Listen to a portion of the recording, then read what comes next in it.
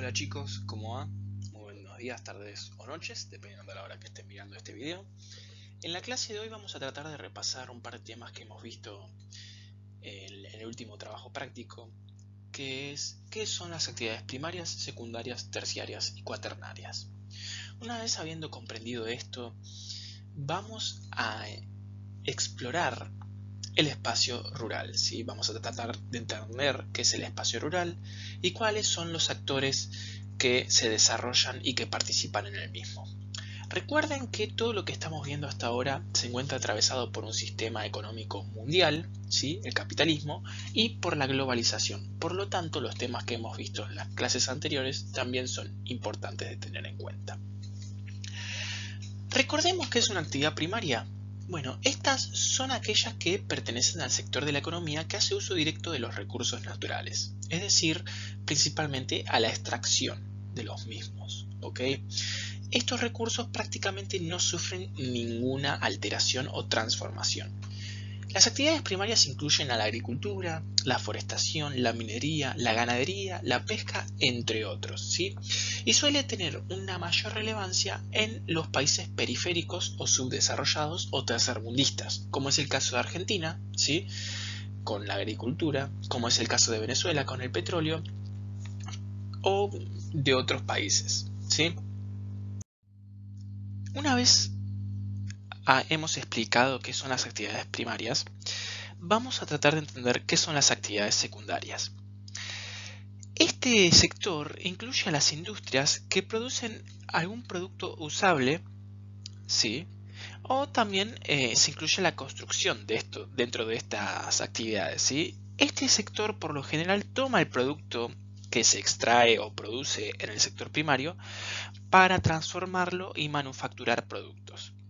Por lo general, las actividades secundarias son características de los países más desarrollados. Y estas actividades requieren grandes usos grandes usos de energía para que las máquinas y las fábricas puedan hacer mejor su trabajo y puedan elaborar su producto de la mejor manera posible. Posteriormente tenemos a las actividades terciarias, que básicamente este sector consiste en el sector del servicio. Incluye actividades donde las personas ofrecen su conocimiento y su tiempo para mejorar la productividad, rendimiento, potencial y la sustentabilidad. La principal característica de este sector, como yo ya bien dije, es la de la producción de los servicios o brindar un servicio en vez de brindar un producto, ¿sí? Entonces, fíjense que en las imágenes de la derecha tenemos algunos ejemplos de los que son actividades terciarias. La educación, ¿sí? Seguridad, salud o incluso un vendedor o un médico forman parte de estas actividades terciarias, ¿sí? Por lo general, estas actividades son las que emplean al mayor número de personas en todo el mundo a nivel global y probablemente alguno de sus padres trabaje en este sector. Y por último, pero no menos importante, tenemos a las actividades cuaternarias y quinarias, ¿sí?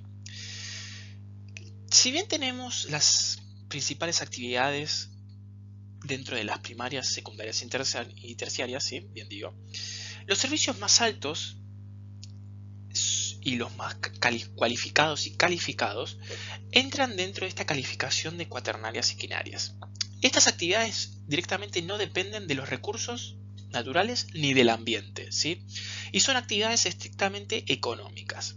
Las actividades cuaternarias son actividades terciarias, para que se entienda bien, son servicios muy especializados, por lo general relacionados con el mundo del conocimiento, ¿sí? Por ejemplo, un asesor fiscal, un desarrollador de software o un estadístico entran en esta categoría, ¿ok? Luego tenemos las actividades quinarias, que se refiere a los servicios que crean o interpretan nuevas ideas, es decir, están ligados a la innovación. Por lo general, los miembros de los mismos son personas que trabajan en el gobierno, científicos, consultores legales, financistas, etc., ¿sí? Son gente con un trabajo muy especializado, con un nivel de estudios muy alto. Por lo general, estas personas que trabajan en estos sectores van a ganar un buen dinero. Bueno, Este mapita es muy interesante de analizar, ya que básicamente nos está mostrando cuáles son las actividades económicas que principalmente se desarrollan dentro del territorio argentino. Y fíjense que el mismo va a estar principalmente poblado, principalmente influenciado por las actividades primarias. ¿Sí? En casi todo el país encontramos actividades primarias como pueden ser la pesca, el ganado bovino, producción de oleaginosas, cereales, frutas y hortalizas, etc. Y en menor medida tenemos actividades secundarias como la industria, principalmente ubicados en la ciudad de Buenos Aires, Córdoba y Rosario, ¿sí? Y algo de turismo, por ejemplo, en el sur argentino, Mar del Plata, etc., relacionado al sector terciario, ¿sí? Recuerden que el turismo es un servicio, entonces está relacionado al sector terciario. Entonces, si nos ponemos a analizar, las actividades que van a tener mayor peso y mayor relevancia dentro de la República Argentina son las actividades de índole primaria. Bueno chicos, para entender qué es el espacio rural, nosotros primero que nada tenemos que ubicarlo en el espacio, ¿sí? Fíjense que aquí en verde tenemos básicamente lo que sería el espacio urbano. El espacio urbano va a tener unas características muy complejas y que vamos a estudiar más adelante. Pero para entenderlo, simple y llanamente tenemos que entender dos conceptos. Primero que nada, que el espacio urbano va a contar con una densidad poblacional o con una cantidad de personas habitando en el mismo muy elevada, ¿sí? Y las actividades que se van a desarrollar en el mismo son del tipo terciarias, ¿sí? Servicios como educación, salud, seguridad, cuaternarias y quinarias. Fíjense que en las ciudades se concentran los gobiernos y las actividades del tipo financiero. Posteriormente tenemos al periurbano. El periurbano se caracteriza por tener una menor densidad poblacional, es decir, en ese espacio va a habitar una menor cantidad de personas, y además se caracteriza por presentar actividades principalmente del tipo primarias y secundarias, y terciarias. ¿Qué actividades secundarias? La industria, ¿sí? Por ejemplo. Luego pasamos al semiurbano, en donde la densidad poblacional va a ser muchísimo menor, ¿sí? Van a primar las actividades del tipo primaria y secundaria. Por ejemplo, ya ahí encontramos algunas quintas, algunas casas quintas y vamos a encontrar algunas industrias. Posteriormente ya tenemos al semi-rural urbanizado, en donde ahí la densidad poblacional va a ser aún menor, ¿sí? Vamos a tener actividades principalmente del tipo primario, muy pocas del tipo secundario, ¿sí? Y ya a partir de aquí entraríamos en lo que sí sería el espacio rural. Este espacio rural se caracteriza por tener una densidad poblacional muy baja. Y además, otra característica interesante a analizar es que las actividades que priman en este espacio son las primarias del tipo intensivo y también del tipo extensivo, ¿sí? Entonces esto va a ser muy interesante de analizar, porque fíjense que no va a ser un espacio, el espacio rural y el espacio urbano no van a ser espacios homogéneos, pero tampoco van a ser espacios completamente distintos. Su relación no va a ser dicotómica, no van a chocar todo el tiempo. Estos dos espacios se necesitan el uno al otro para poder subsistir y para poder generar productos, mercancías, intercambios, flujos, etc. ¿Sí? Ahora bien, una vez habiéndonos introducidos en lo que es el espacio rural, ¿sí? Principalmente caracterizado por una baja densidad poblacional y un tipo de especialización en actividades primarias, tenemos que entender que es el proceso de agriculturización o el proceso de sojización. A partir de la década de los 80, el cultivo de la soja se va a expandir en Argentina por 15 millones de hectáreas, ¿sí? Y ese producto y sus derivados pasaron a ser la principal exportación del país, ¿sí? Este crecimiento fue el resultado de una compleja trama que combina la potencialidad natural de la región. Recuerden que Argentina es rico en suelos, sí, tiene un suelo muy rico, con muchos nutrientes, y climáticos. Además, hay que sumarle a esto los avances tecnológicos, ¿sí? Que permitieron este avance de la frontera agrícola o de la sojización o agroculturización, ¿sí? La expansión de la soja va a tener efectos ambientales, sociales y económicos de diversa índole. Y el alcance de los mismos son el centro actualmente de una disputa muy elevada, muy acalorada. ¿Por qué? Porque este proceso de sojización o agroculturización, bien digo, va a cambiar los cimientos y la estructura del país en su totalidad, ¿sí? Básicamente, ¿qué es la agroculturización? Es el uso creciente y continuo de las tierras para cultivos agrícolas en lugar de usos ganaderos o mixtos. Entonces, ¿qué quiere decir esto? Que ese tipo de producción ganadera o de algún tipo de cereal, ¿sí? Como puede ser el trigo, se vio desplazada dándole lugar a la soja, ¿sí? Esto va a tener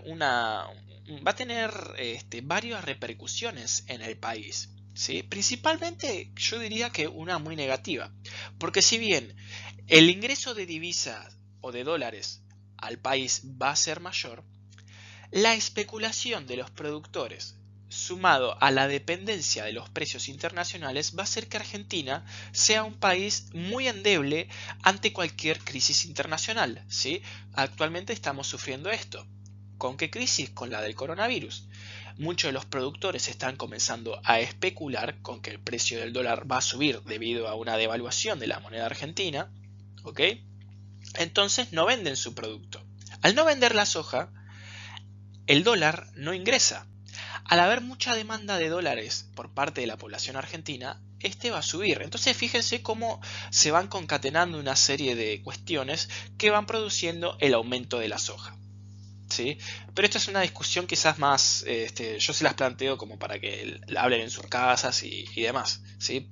Lo que tienen que entender es que este proceso de agroculturización o sojización básicamente empezó en la década de los 80 y se caracterizó por cambios tecnológicos y por el avance de la soja en detrimento de otros tipos de producciones.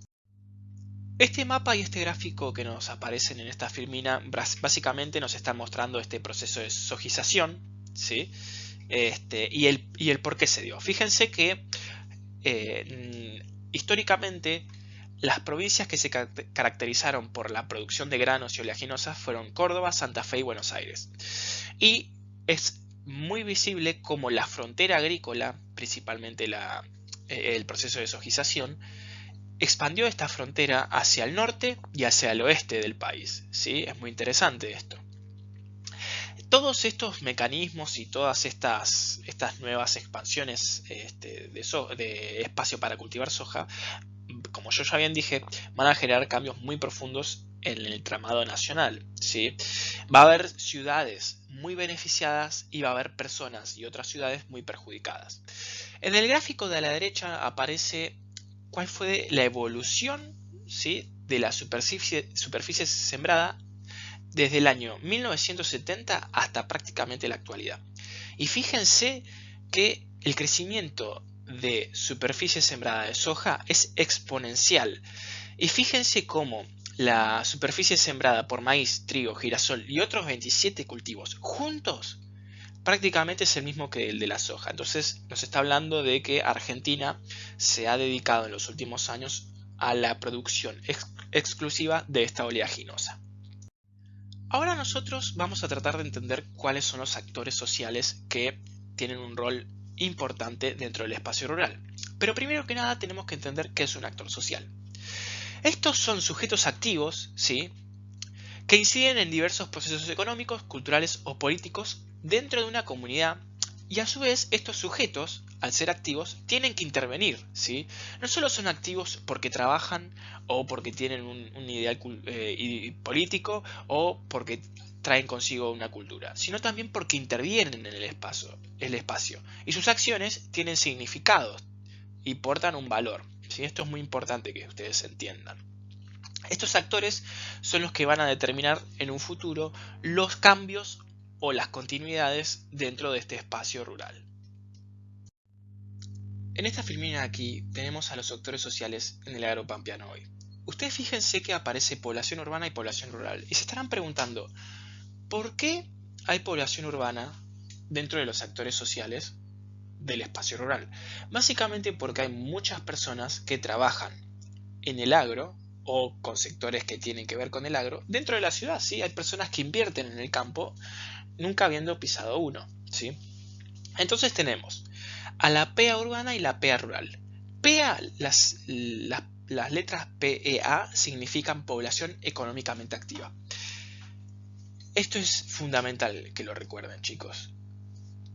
Los actores que nos van a interesar a nosotros son aquellos que pueden ser económicamente activos, es decir, los que tienen más de 18 años y los que tienen menos de 65 años. ¿Por qué? Porque por ley las personas que tienen menos de 18 años no pueden trabajar y por lo general las personas que tienen más de 65 están jubiladas en nuestro país. Entonces la población económicamente activa serán aquellas que estén en la edad para trabajar. Entonces tenemos población económicamente activa agropecuaria, ¿sí? Y la no agropecuaria. Y ustedes se preguntarán, ¿por qué también se interesa en la población económicamente activa que no es agropecuaria? Porque hay gente que simplemente vive en ese espacio, ¿sí? Que brinda algún servicio, ¿sí? No sé, llevar el agua, ¿sí? Brindar seguridad. Y esa gente vive en el campo, entonces va a tener voz y voto a la hora de lo que pase en el espacio rural. Ojo, hay gente que tiene más voz y voto que otras, simplemente por el poder económico, por el tamaño de su billetera. Los primeros actores que nosotros vamos a resaltar son los tradicionales, ¿sí? Estos actores, básicamente, son los que nosotros solemos relacionar al campo, ¿sí? Y en todo este proceso de sojización se vieron muy perjudicados. ¿Por qué? Por lo general, estos eran medianos y pequeños productores, ¿sí? Que tenían un tipo de producción más tradicional, usando la mano humana o la fuerza animal, no pudiendo adaptarse a los cambios tecnológicos, no pudiendo pagar todas esas cuestiones como pueden ser tractores, nueva maquinaria, etc. Por lo tanto, se van a ver desplazados y muchas veces estas personas van a elegir mudarse a la ciudad o van a elegir arrendar o alquilar sus campos hacia los grandes productores, ¿sí? Por otro lado también tenemos a los peones de campo, ¿sí? Que estos no son los dueños de la tierra, sino que directamente eran los empleados que trabajaban en el mismo y que a su vez también se vieron desplazados. ¿Por qué? Porque con las nuevas tecnologías estos ya no eran requeridos, ¿sí? O se requerían muchos menos, ¿sí? Y en muchos casos también se trasladaron a las ciudades en busca de nuevas oportunidades laborales. ¿Hacia qué sector de la ciudad se trasladaron estos actores? Principalmente y lamentablemente hacia las villas miserias. ¿Por qué? Porque por lo general el capital o el dinero que ellos tenían no era demasiado, entonces eso no les permitirá vivir en un sector más opulente de la ciudad. Luego tenemos a los nuevos actores sociales, que estos se van a ver altamente beneficiados con este proceso de agroculturización o sojización. Primero tenemos a los contratistas, ¿sí? Y son empresas locales, ¿sí? Empresas dentro del espacio rural que invierten en capitales de maquinarias y alquilan sus tierras. Por lo general, los contratistas venden su mano de obra y trabajan para las grandes empresas, ¿ok? Luego tenemos a los grandes productores o los agribusiness, ¿sí? Estos productores se concentran en la producción de soja porque es lo que mayor ganancia les dejan y suelen optar por arrendar la tierra en vez de poseer grandes superficies. ¿Por qué? Porque esto es una estrategia que les permite disminuir los riesgos climáticos en las cosechas y concentrar la inversión de capital en la compra de maquinarias agrícolas e insumos. Entonces, ellos, en caso de que haya una inundación o un incendio o lo que sea, al arrendar lo que se van a asegurar es que si ese espacio o ese terreno queda inutilizable, ellos no van a perder tanto como si el propietario, ¿sí? Luego vamos a tener a los pools de siembra, ¿sí? En este caso son fondos de inversión. Atraídos por la alta rentabilidad de la producción, alquilan tierras con capitales de origen financiero, ¿sí? Con capitales que principalmente provienen de la ciudad, con plata que viene de la ciudad, alquilan campos, contratando a personal especializado, ¿sí? Como puede ser un ingeniero agrónomo, y se dedican a cultivar lo que más rinda. Fíjense que aquí menciona a tres ciudades que se vieron altamente beneficiadas por los pools de siembra, ¿sí? Que son Rafaela en la provincia de Santa Fe y 9 de Julio en la provincia de Buenos Aires. El último actor que nos va a interesar es el complejo agroindustrial. Este se va a caracterizar por poseer todos los eslabones de la producción. ¿Qué quiero decir con esto? Que la producción primaria, secundaria y terciaria va a poseerla este complejo agroindustrial, ¿sí? Se va a encargar de la extracción, del transporte, de su procesado y de su venta, ¿sí? Entonces, el complejo agroindustrial es un conglomerado empresarial que es capaz de producir materias primas y transformarla en productos terminados, ¿sí? Que pueden servir para el consumo directo o para nuevos procesos de transformación. Entonces, el complejo integra las actividades de producción agropecuaria con las actividades industriales e involucra también la distribución de los productos elaborados, ¿sí? Entonces, básicamente van a ser unos monopolios agrícolas, ¿sí? Que se van a encargar de todos los eslabones de la producción, por lo tanto no van a rendirle cuenta a nadie. Estos tuvieron su origen a finales de la década de los 60, ¿sí? Y van a ser quizás estas empresas, estas grandes empresas, las que marquen la cancha y decidan hacia dónde va el futuro agrícola del país, ¿sí? Los pequeños productores van a ser los más afectados y los que resulten marginados de este sistema, ¿sí? La expansión industrial fue acompañada por un proceso selectivo de modernización tecnológica sin participación del Estado. Esto es muy importante. Durante muchos años, el Estado no participaría en lo que pase en el espacio rural. Dejaría que éste se regule por sí mismo. Es por eso también que los pequeños y medianos productores se vieron desplazados y marginados, ¿sí? Y fíjense que en la actualidad, principalmente con los gobiernos de Néstor, Cristina Kirchner y actualmente Alberto Fernández, lo que hace el Estado es aplicar retenciones. ¿Qué son las retenciones? En forma brusca, básicamente es un tipo de impuesto en el cual el Estado se queda con un porcentaje de la ganancia del productor agropecuario, ¿sí? Ahora vamos a tener dos pequeñas redes conceptuales o dos gráficos que nos van a tratar de relacionar este tema que hemos visto, que es el espacio rural, con la globalización y el capitalismo. Fíjense que el capitalismo, al buscar un próspero mercado, ¿sí?, generó una reconversión agraria, ¿sí? Todos estos cambios tecnológicos, toda esta nueva producción orientada hacia la soja, ¿sí?, va a atraer a grandes productores y va a hacer que la expansión de la frontera agropecuaria se lleve a cabo. Todos estos procesos, a su vez, van a estar atravesados por la globalización, ¿sí?, que va a traer consigo nuevos paquetes tecnológicos, distintas y buenas prácticas agrícolas. ¿En qué sentido? Fíjense que últimamente hay muchas personas que tratan de consumir productos orgánicos, ¿sí? Esto es una buena práctica agrícola, por ejemplo.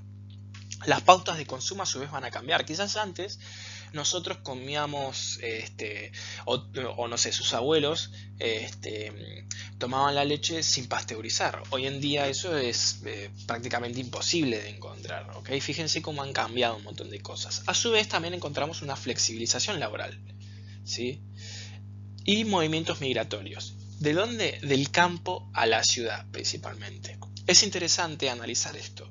Nosotros, como citadinos, tenemos la costumbre de idealizar al campo y decir que es un espacio muy tranquilo, en el cual podemos estar relajados, que el trabajo es muy light y demás. Eso está muy alejado de la realidad. Este territorio o este espacio rural requiere mucho esfuerzo para vivir en él mismo y por lo general los servicios que allí llegan son mucho menos que los que están en la ciudad.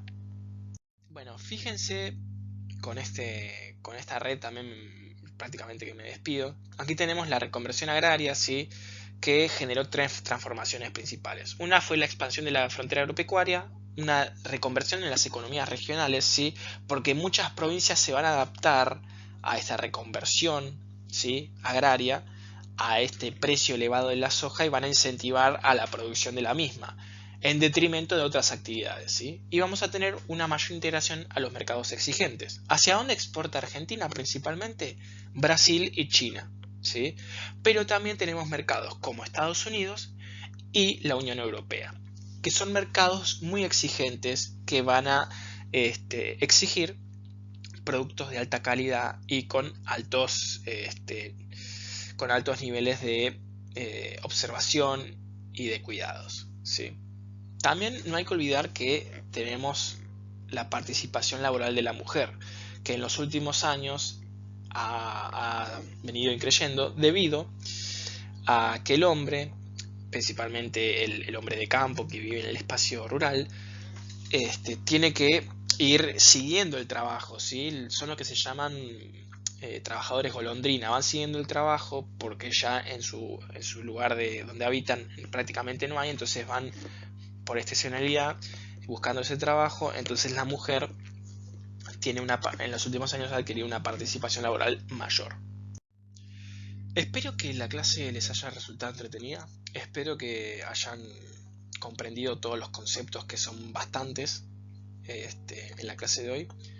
Y ante cualquier duda recuerden que tienen el foro para utilizar. Recuerden que todos los jueves tendremos clase del Zoom, o lunes, dependiendo si es quinto año. Así que cualquier duda que tengan, recuerden que pueden dejármela en los comentarios acá o en chat privado por la plataforma del instituto. Chau.